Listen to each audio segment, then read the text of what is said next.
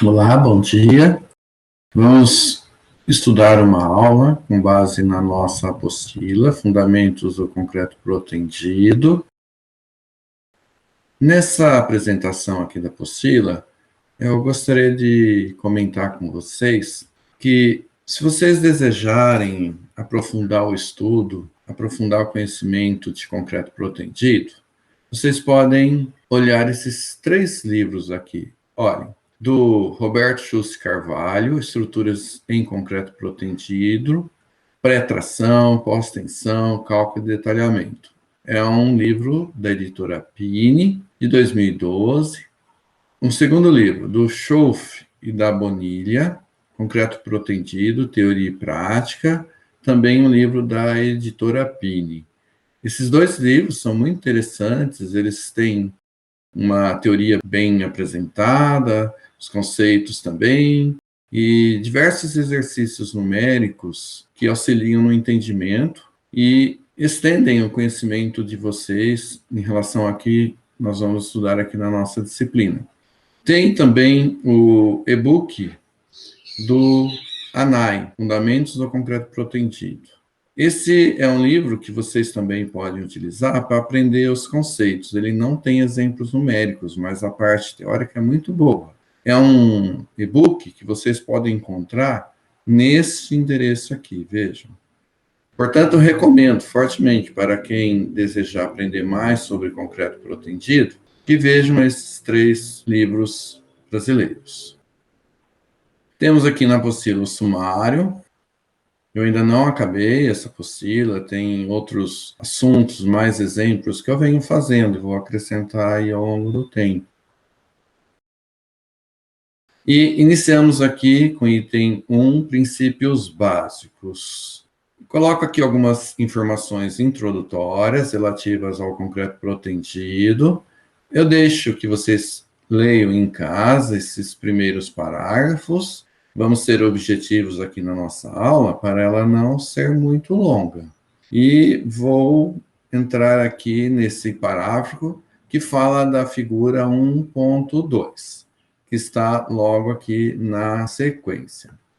Essa figura 1.2 mostra uma viga biapoiada, protendida, e interessante que temos aqui os diagramas de tensões normais, provocadas pela força de proteção P, pelo momento fletor solicitante que atua na viga devido ao carregamento externo sobre a viga em serviço, e o diagrama de tensões normais final ou resultante. E é interessante nós analisarmos no início de uma disciplina de concreto protendido uma viga simples como essa. Vejam, olha, a viga biapoiada, armadura de proteção, AP, que nós vamos aprender a calcular futuramente, proporciona a força que comprime a viga, força de proteção P. Existe na viga, como eu disse, um carregamento externo aplicado que proporciona um momento fletor máximo positivo aqui no vão. Temos, nesse diagrama, as tensões normais que atuam na seção transversal. E nos interessa as máximas que ocorrem nas fibras inferiores da base e superiores da superfície do topo da viga. A força de proteção comprime quase toda a seção transversal da viga, mas devido à excentricidade da armadura de proteção em relação ao centro de gravidade da seção transversal da viga, geralmente ocorre uma região com tensões de tração, como mostradas aqui nesse desenho de diagrama.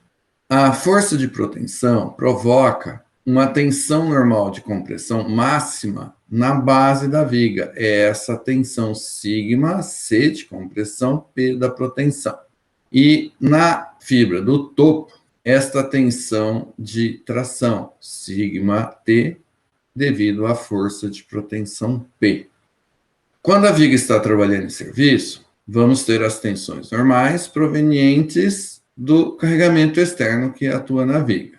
O momento fletor positivo causa uma tensão de tração máxima na base e uma tensão de compressão máxima no topo. Somando as tensões, vamos ter aqui o diagrama final. Observem que, na fibra do topo, esta tensão de compressão proveniente do momento fletor será diminuída por esta tensão de tração da protensão excêntrica, sobrando no diagrama final esta tensão de compressão no topo. Vamos aprender futuramente a verificar se esta tensão de compressão final não supera a máxima tensão que pode ser aplicada no concreto comprimido. Nós chamamos a tensão admissível à compressão do concreto. De modo geral, essa tensão de compressão atuante em serviço não supera a tensão admissível do concreto à compressão. Observem que toda a seção transversal, neste caso, ficou comprimida. A viga vai trabalhar com toda a sua seção sob tensões de compressão ao longo do tempo, o que é bom, pois o concreto trabalha muito bem sob tensões normais de compressão. Na base, como as tensões da compressão da protensão e de tração do momento fletor são iguais, resultou aqui tensão nula na base. Quando resulta tensão nula em uma fibra da seção transversal, aqui no caso aqui nos interessa é a fibra da base da viga, temos o que é chamado de protensão completa, que está inclusive escrito aqui. A protensão completa, ela foi, vamos dizer assim, o tipo de protensão, o tipo de projeto feito lá no século passado. O Eugène Freycinet, que foi um dos precursores, ou podemos dizer, o principal iniciante do concreto protendido no século passado, ele preconizava que a protensão deveria ser completa, ou seja, tensão zero na fibra tracionada da viga em serviço, com auxílio da protensão.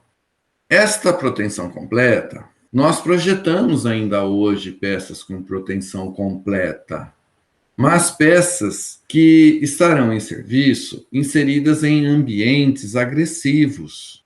Por quê? Porque tensão zero, ou podemos dizer, ausência de tensões de tração na seção transversal em serviço, implica na inexistência de fissuras na seção transversal na viga em serviço ao longo de sua vida útil, 50, 100 anos ou mais.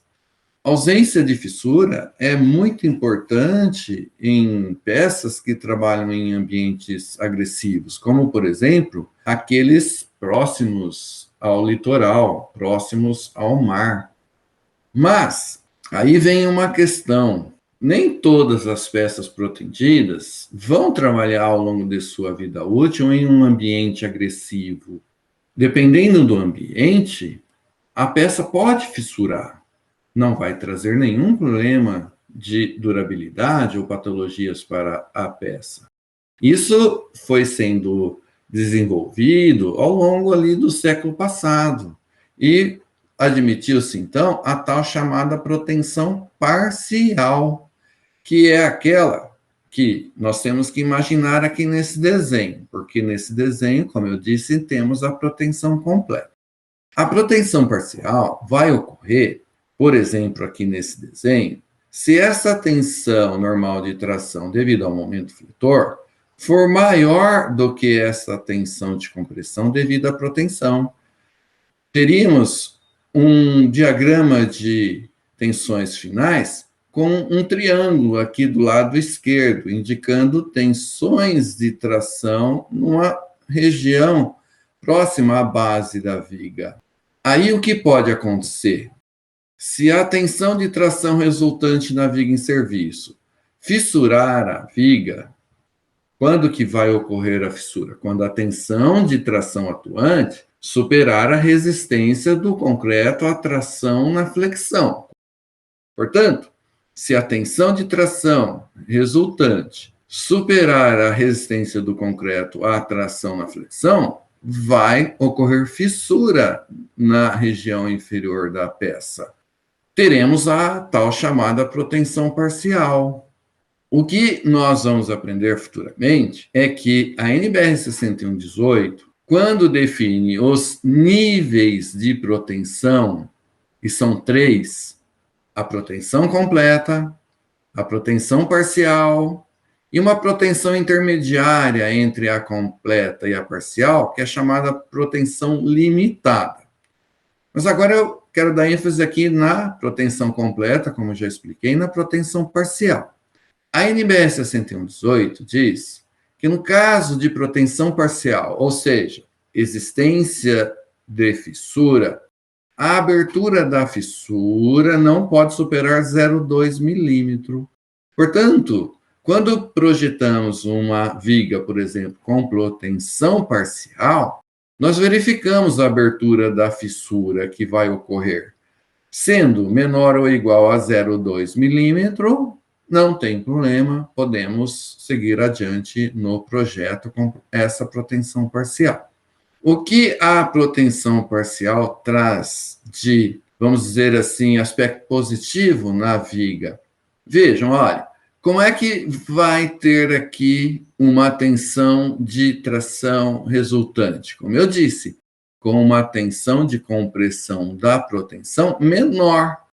Menor implica em menor força de protensão, ou seja, vamos falar de outro modo, menor força de protensão, menor tensão de compressão na base, menor do que a tensão de tração do momento fletor, tensão de tração resultante na base. Menor força de protensão vem de uma menor quantidade de armadura de proteção. O aço para proteção é um aço de alto custo. Portanto, é interessante, quando possível, ambiente não agressivo, a proteção parcial diminui o custo da peça.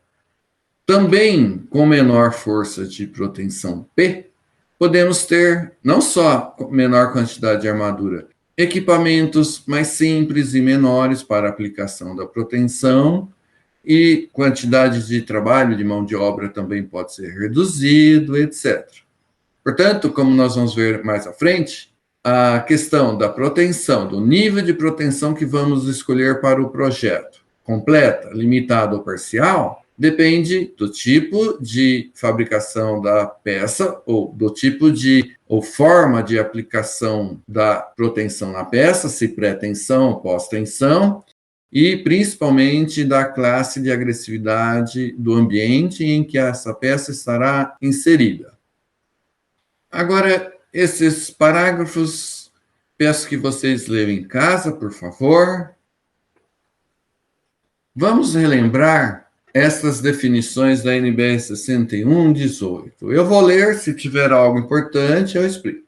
Elementos de concreto simples, elementos estruturais elaborados com concreto que não possui qualquer tipo de armadura ou que a possui em quantidade inferior ao mínimo exigido para o concreto armado.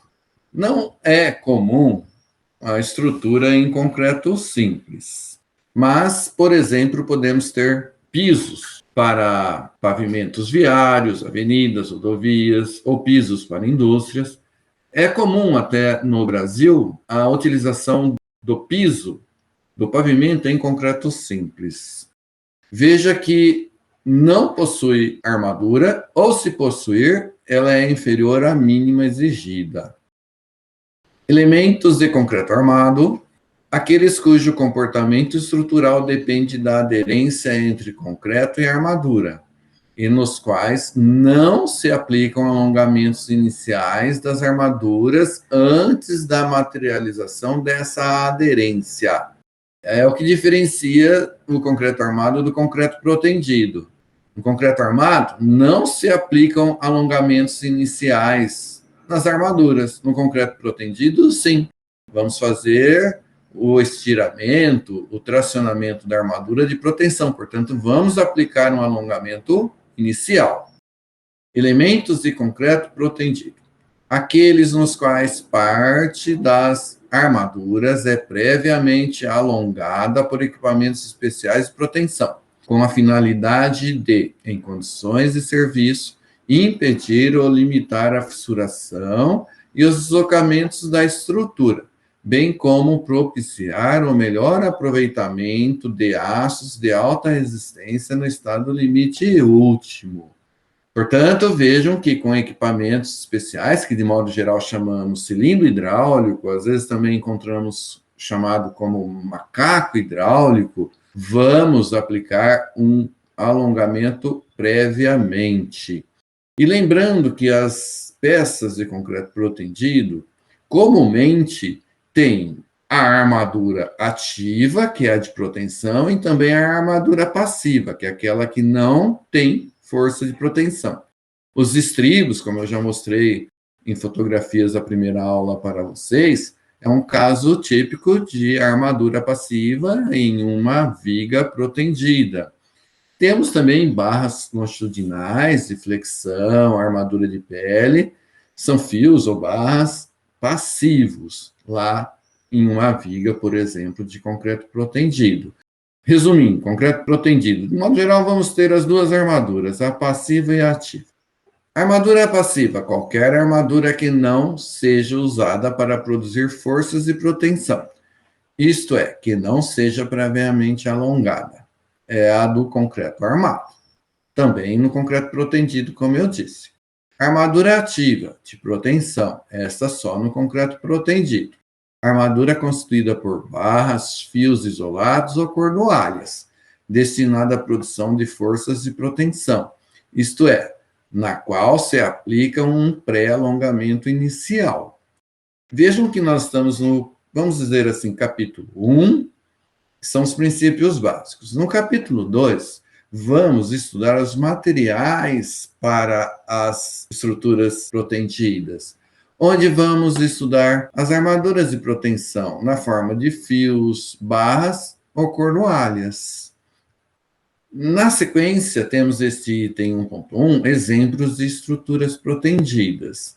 Acrescento outras fotografias, outros textos, lembrando que o concreto protendido está hoje plenamente aprovado e é competitivo para aplicação nos mais diversos setores da construção civil, como elementos estruturais, por exemplo, vigas, lajes, estacas, postes, dormentes ferroviários. Temos todos esses elementos aqui utilizados com proteção no Brasil também.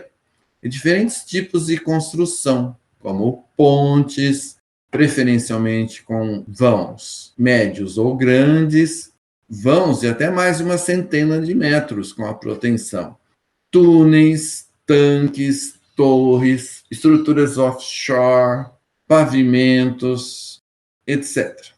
Um contínuo desenvolvimento vem ocorrendo com a aplicação de concretos de resistências mais elevadas, que chamamos de CAD, concreto de alto desempenho, que é aquele que, além de elevadas resistências mecânicas, também apresenta elevada durabilidade. E aqueles de ultra alta resistência, por exemplo, de 100 MPa ou até mais, como resistência à compressão. De concretos reforçados com fibras e concretos leves. Concreto leve, no Brasil ainda é pouco aplicado, mas em outros países desenvolvidos é muito aplicado, sim. Quem sabe no futuro tenhamos uma maior aplicação do concreto leve, principalmente em estruturas que vencem grandes vãos, como pontes, onde uma diminuição do peso específico do concreto traz uma vantagem muito importante em grandes vãos. Nas peças pré-moldadas e diversos tipos de edificações, tá? Nessas primeiras fotografias, temos viga pré-moldada protendida de seção retangular, são essas vigas e essas, com 28 metros de vão para a cobertura de edifício de 3 pavimentos. São vigas retangulares protendidas pré-moldadas para a cobertura de edificação de pequeno porte, ou pequena altura, pelo menos, né? Aqui temos uma outra estrutura pré-moldada, como está escrito aqui na legenda da figura, de seção retangular, com vão em balanço. Vejam aqui os balanços. Edifícios de 3 pavimentos, também da marca pré-moldados. Vejam aqui a viga em balanço. Outro galpão aqui, viga pré-moldada protendida, seção I, com vão de 25 metros para cobertura de galpão. Vejam aqui a viga protendida, que serve de apoio para essas vigas. Na verdade, são terças, né? São, nesse caso, de concreto armado, e essas terças geralmente são protendidas para terem seção transversal pequena e vencerem vãos maiores. Essas terças, quando não em concreto protendido, geralmente são perfis metálicos, tá? Aqui nessa figura também temos vigas pré-moldadas protendidas, seção retangular e I, para cobertura de galpão. Vejam, a seção aqui é retangular, inclusive observem esta viga e esta viga apoiadas, as duas, na lateral, por meio de um consolo, na lateral desta viga retangular. Portanto, tem que se considerar momento de torção nesta viga retangular. Vejam aqui a seção I, dá para ver que tem um vazado aqui na viga e forma uma mesa inferior e uma mesa superior. É uma seção I, como colocamos, e que servem para vencer o vão e apoio para o telhado. Aqui temos, nesta figura, viga pré-moldada protendida, seção T, tem mesa só na borda superior para cobertura. Também uma viga de grande comprimento, vence um vão muito grande e é, logicamente, protendida. Um elemento muito comum no pré-moldados é a laje alveolar, que é sempre protendida, tem altura pequena e pode vencer vãos grandes. Vigas, seção I, também às vezes seção T, para pontes e viadutos, vencem vãos de 15, 20 até 45 metros, por exemplo, e são protendidas. Aqui a seção I, protendida, outra viga, seção I. Vejam que esta fotografia eu peguei na internet, neste site de Associação Nacional de Pré-Moldados de Concreto, uma viga de grande comprimento para vencer grande vão, seção I, protendida, provavelmente para um viaduto. Viga pré-moldada, seção celular ou caixão em viaduto, a tal de seção completa, né, que vence o vão todo, seção celular protendida. Não temos ainda esse sistema construtivo de pontes no Brasil. Ponte com aduelas moldadas no local, com viga protendida de seção celular ou caixão sobre o Rio Madeira, na região norte do Brasil. Vejam que são aduelas moldadas no local, mas forma, no final, uma viga de seção celular protendida. Visualizamos nessa foto uma ponte, a Anita Garibaldi, na BR-101, com aduelas pré-moldadas de concreto, que vão formar uma viga de seção celular protendida e biapoiada. Aqui está a ponte finalizada. Nessa fotografia que eu obtive no site da empresa Freycinet, de um reservatório, vejam as bainhas metálicas inseridas entre as bases de armadura passiva para a aplicação da proteção. E observem os diversos cabos, com, ao que parecem, 2 cordoalhas em cada cabo de proteção. Essas 4 fotografias eu peguei no endereço aqui na fonte, a empresa Vollert, que produz formas, equipamentos, projetos de fábricas, como, por exemplo, para a produção de dormente de concreto protendido. O dormente de concreto é bastante comum no mundo todo, melhora as condições das vias ferroviárias e no Brasil já vem sendo bastante aplicado, principalmente nas ferrovias novas, e tem um de concreto armado e tem o de concreto protendido, que é o caso aqui. Vejam como é feito. São formas metálicas nesse tipo de processo de fabricação do dormente. Existem outras formas de fabricação dos dormentes protendidos, como, por exemplo, em pistas longas de proteção. Aqui, cada molde desse é para um dormente, olha. Cada molde desse é para um dormente. Os fios de proteção são inseridos dentro da forma antes do lançamento do concreto. Portanto, se trata de pré-tensão, estiramento da armadura antes do lançamento do concreto. Os fios de proteção, eles podem ter rosca na ponta, de tal forma que aqui eles vão ser fixados nessa placa metálica por meio de porca. Essa estrutura vermelha metálica é aquela que vai absorver a força de proteção aplicada durante o estiramento desses fios. Essas travessas metálicas, juntamente com essas vigas aqui de topo, devem ter a capacidade de resistir à força de compressão que será aplicada durante o estiramento da armadura de proteção, por exemplo, que é o que essa bomba hidráulica faz, atua como um cilindro hidráulico. Os fios ficam presos, por exemplo, aqui nessa extremidade. Esta bomba, esse equipamento, traciona, estira os fios de proteção e fixa através, por exemplo, dessas porcas, de tal forma que, após os fios fixados e ancorados nessa posição, o cilindro hidráulico pode ser retirado para fazer a operação de estiramento de um outro conjunto. Na sequência, os moldes serão preenchidos com concreto, que é o que está sendo feito aqui. Esses moldes podem ser adensados o concreto por vibração da forma. Geralmente não se faz o adensamento interno com agulha de um vibrador, porque seria muito demorado, faz a vibração de toda essa forma. Na sequência, essa fotografia mostra os moldes sendo levados para a cura térmica dentro desses recipientes.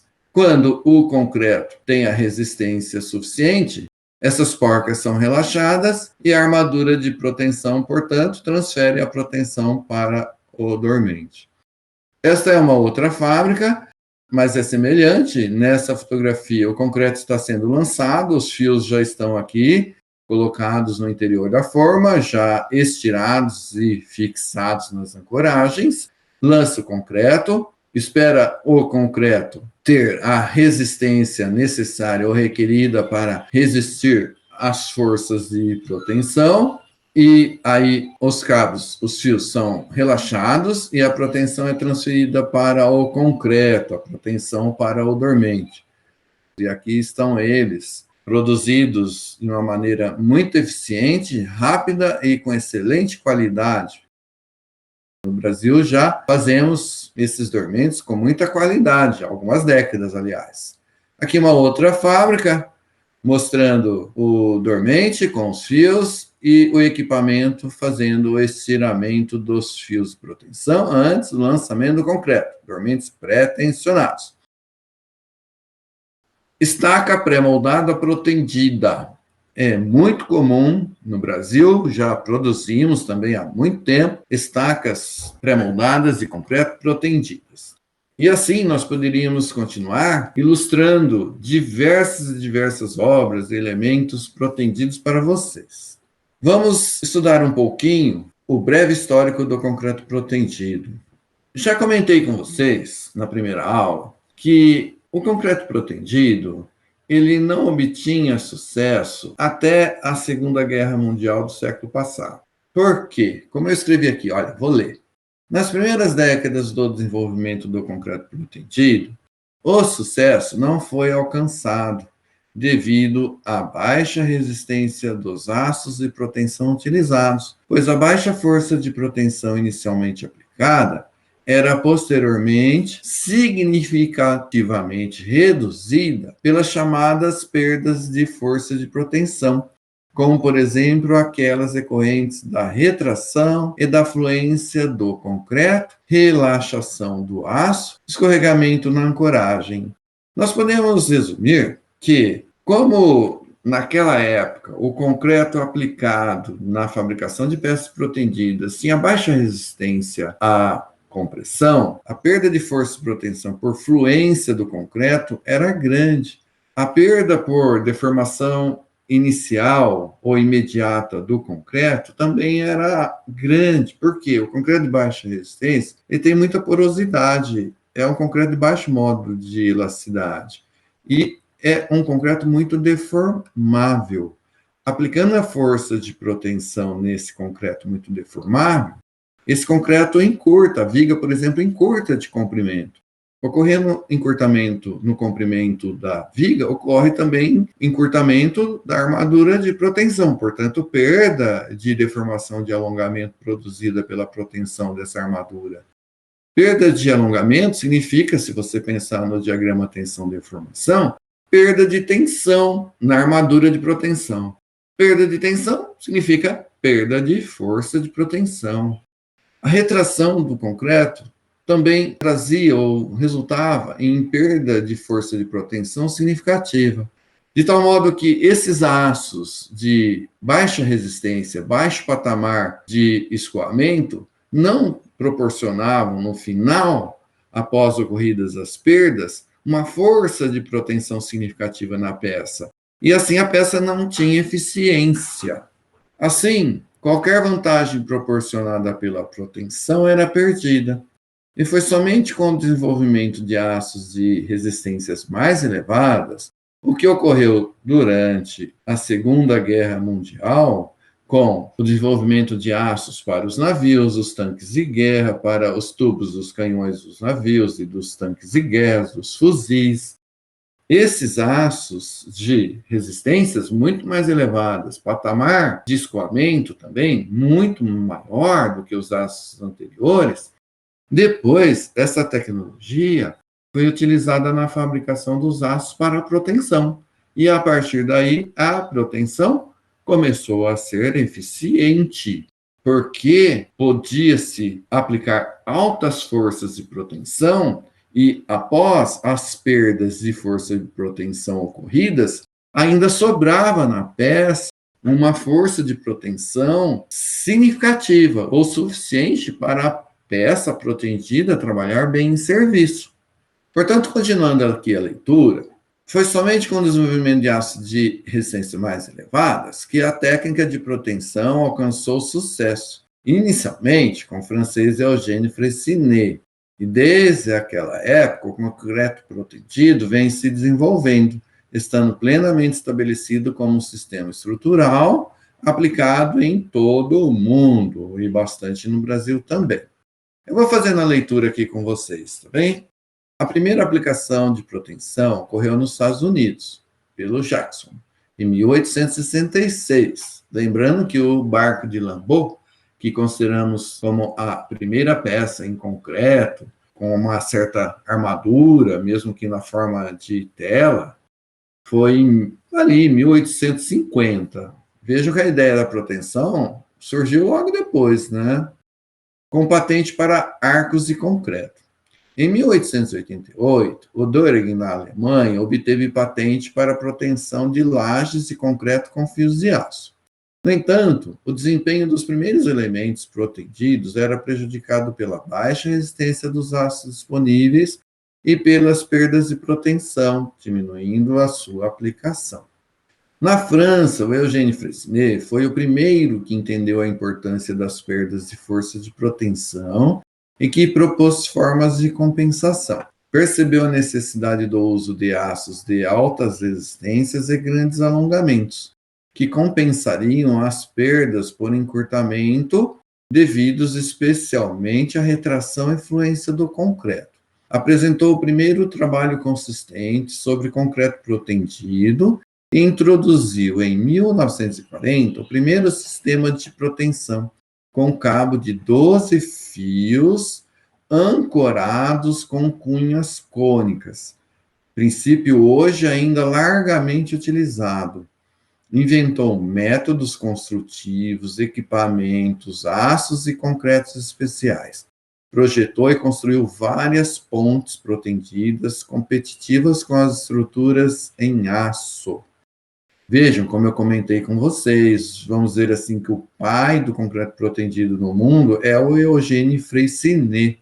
Nós vamos, em aula posterior, agora na sequência, mostrar a vocês os equipamentos, os aços de proteção, os cabos de proteção, e vamos ver o sistema de proteção, como, por exemplo, o cabo com 12 cordoalhas, semelhante àquele que o Freycinet criou.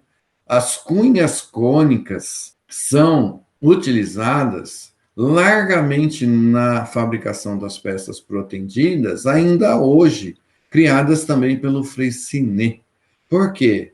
Porque as cunhas são muito eficientes, muito simples, muito fáceis de serem aplicadas na fabricação das peças protendidas e com baixo custo. Após a Segunda Guerra, devido à necessidade da reconstrução das pontes destruídas e da construção de outras novas, a proteção ganhou um grande impulso na Europa. O Abeles, na Inglaterra, desenvolveu o conceito de proteção parcial. Lembra que eu estava comentando com vocês no início dessa aula sobre a proteção completa, a proteção parcial? Proteção parcial é aquela que permite a existência de tensão normal de tração na peça trabalhando em serviço, proporciona a possibilidade da peça trabalhar fissurada, com abertura máxima de 0,2 milímetro, e tem características que podem ser vantajosas em determinados projetos relativamente aos outros dois níveis de proteção, que são a proteção completa e a proteção limitada. Ele desenvolveu o conceito de proteção parcial entre os anos 30 e 60 do século passado.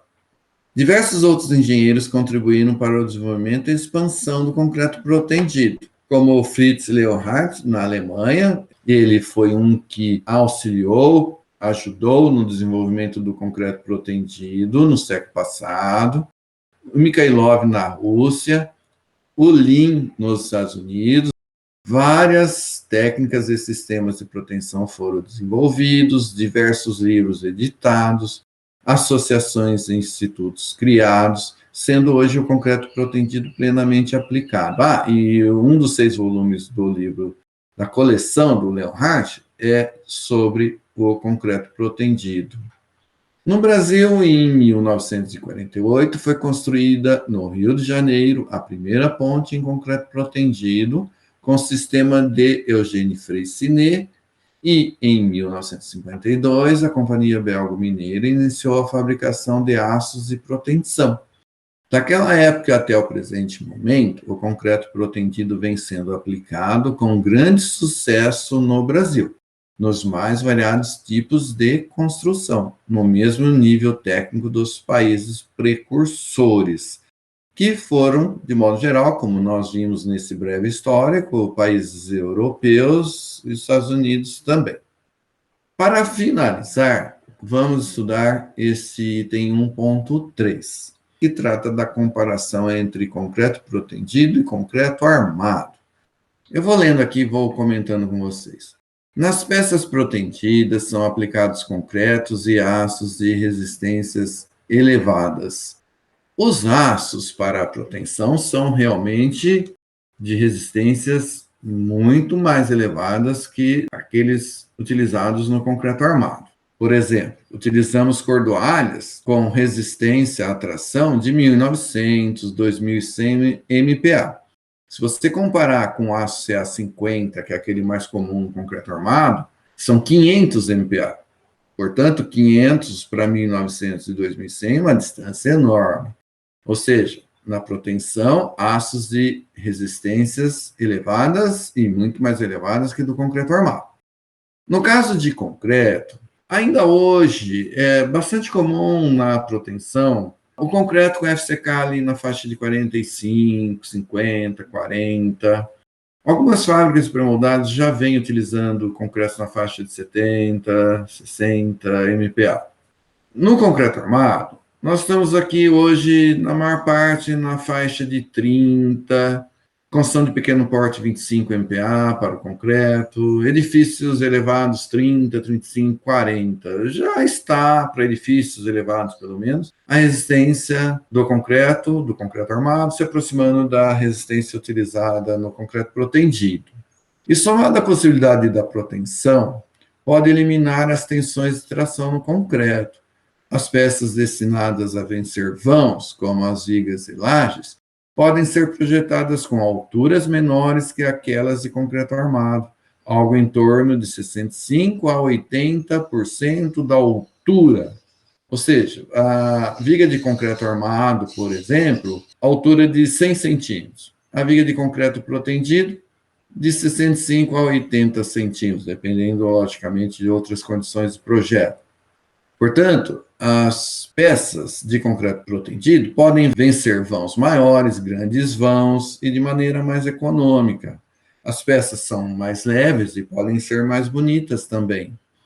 No caso de vãos até cerca de 10 metros, o custo adicional do concreto protendido proveniente de materiais mais resistentes, mas isso tem que ser analisado caso a caso. Nós já tivemos casos de vigas com 10 metros, por exemplo, de comprimento, ou de vão, para vencer vão de 10 metros, ou às vezes até um pouco menos, onde a aplicação da proteção era interessante para a maior rapidez de fabricação das peças lá na fábrica de pré-moldados. Portanto, essa questão tem que ser analisada também caso a caso. Mas o que nós lemos aqui é, de modo geral, que para vãos pequenos, a armadura de proteção tem custo elevado, tem que utilizar os dispositivos e demais equipamentos e operações de proteção, podem tornar o concreto armado mais viável. Em ambiente de fábrica, pode ser que, como já existem lá os dispositivos, equipamentos, mão de obra fácil, a peça protendida, mesmo para vãos pequenos, pode ser viável. Tem que estudar caso a caso. Desse modo, a proteção é viável para vãos maiores que 10 metros. Isso, por exemplo, é de modo geral, tá bem? A gente pode dizer aqui 10 a 12 metros, sendo mais viável o concreto protendido. A aplicação de concretos de resistências elevadas e com melhor controle de qualidade diminui o custo de manutenção das estruturas protendidas, sejam pré-fabricadas ou moldadas no local, e aumenta a vida útil das edificações. Concretos de resistências mais elevadas que aquelas utilizadas lá no concreto armado, como eu comentei com vocês, no concreto protendido é bastante comum concretos com FCK 40, 45, 50 ou até mais, 60, 70. Quanto maior a resistência do concreto, a compressão, menor a porosidade, maior a sua durabilidade, devido à sua maior impermeabilidade, entre outros fatores.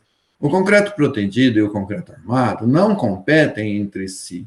E mais, na verdade, se complementam em funções e aplicações. Como o concreto protendido permite vencer vãos grandes, compete mais com as estruturas metálicas que com as estruturas de concreto armado, sendo que as peças de concreto oferecem vantagens como maior resistência ao fogo e isolamento térmico, baixa manutenção, versatilidade de aplicação, etc. Vejam que eu escrevi, né? Se você olhar aqui essa nota 7, para vãos próximos de 10 a 12 metros, a escolha entre concreto armado e concreto protendido deve ser feita após uma análise técnica e econômica, aquela questão que eu comentei com vocês, de fazer uma análise caso a caso. Tomando como base este livro do NAM, coloquei aqui algumas características positivas do concreto protendido em relação ao concreto armado. Vamos ler. Primeiro, o concreto protendido utiliza concretos e aços de resistência muito elevados. Vejam bem, aço sim. O concreto não é assim de resistência muito mais elevada que do concreto armado, correto? Como cordoalhas de 1.900 e 2.000 MPa e concretos de resistência de até 100 MPa, sendo comum 60 a 75 MPa em peças pré-moldadas, o que resulta em seções com menores consumos de materiais. Essa questão de 100 MPa, no Brasil, ainda não é comum.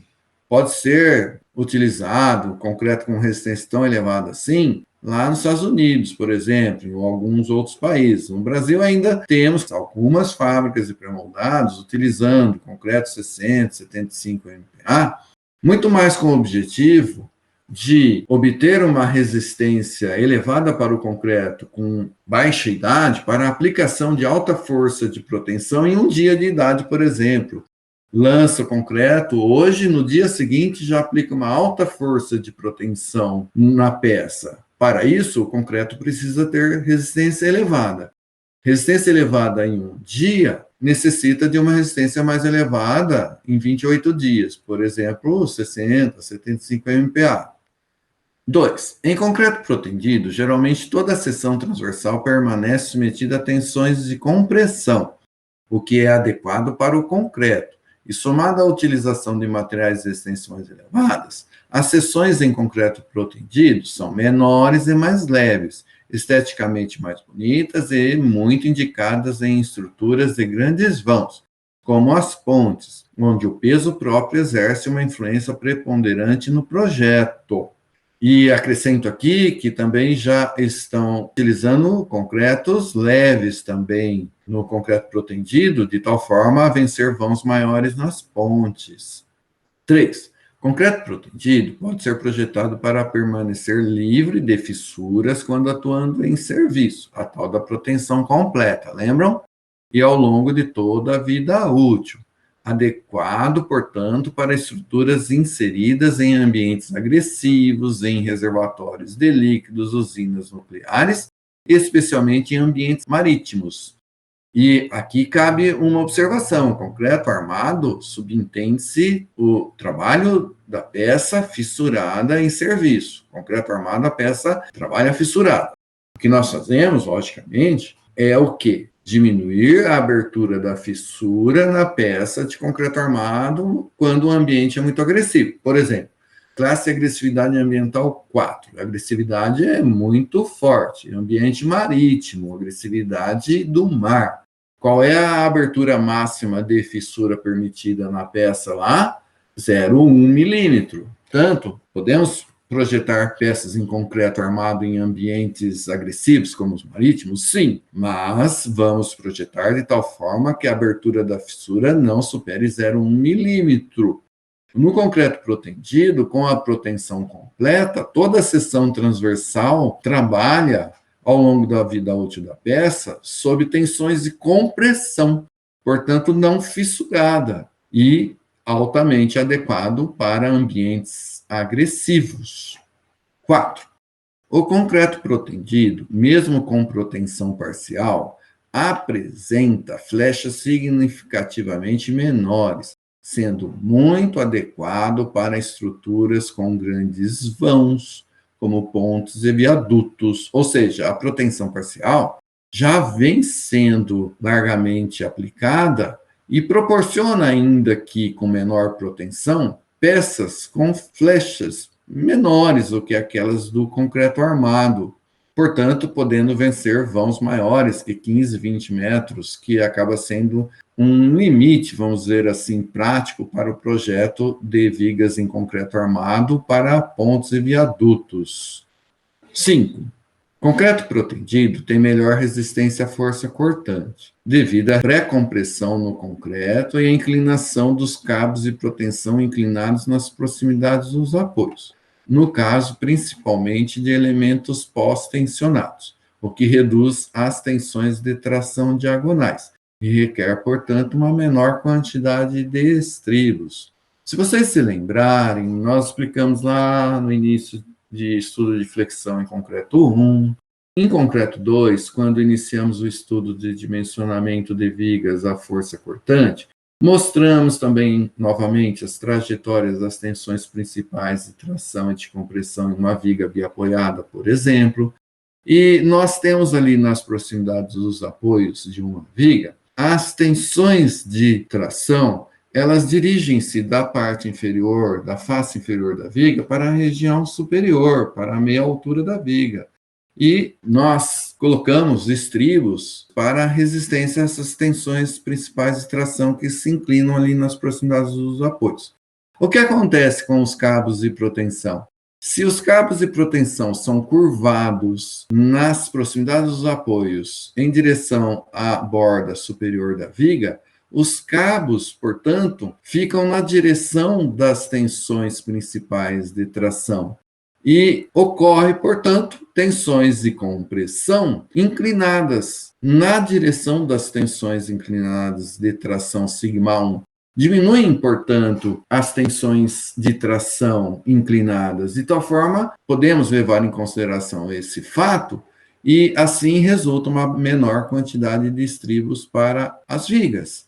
Resumo: a força de proteção contribui com a pré-compressão do concreto, aumentando a resistência da viga à força cortante, portanto, resulta uma menor quantidade de estribos para a viga. Bom estudo, um grande abraço a todos.